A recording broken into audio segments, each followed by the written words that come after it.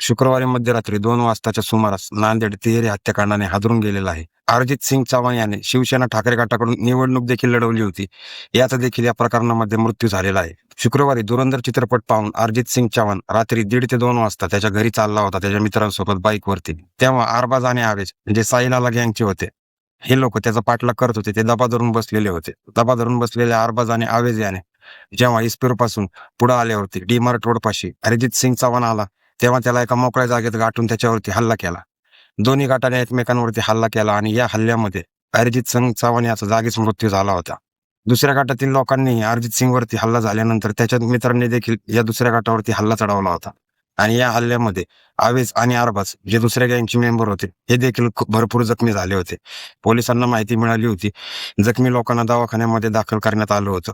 अरिजित सिंग चव्हाण जो साधा ग्रुपचा म्होरक्या होता, त्याचा मृत्यू झाला होता. त्याचा मृतदेह शवविच्छेदनासाठी पाठवत असताना त्या ठिकाणी त्याचे वडील आणि भाऊ होते. त्याच ठिकाणी अरबाज आणि आवेज या दोघांनाही आणण्यात आलं होतं. हे दोघं गंभीर जखमी होते, जे अपोजिट गँगचे मेंबर होते. त्या ठिकाणी अरिजित सिंग याचा भाऊ उपस्थित होता आणि जेव्हा त्याच्या भावाने या दोघांना तिथं पाहिलं, त्याने हॉस्पिटलमध्येच या दोघांवरती हल्ला केला आणि या हल्ल्यामध्ये या दोघांचा देखील मृत्यू झालेला आहे. या दोन्ही गँगचं खूप जुनं रायव्हलरी सुरू असल्याचंही बोललं जातंय. वर्चस्ववादातून हे सर्व कांड झालंय का, याचाही तपास पोलीस करत आहेत.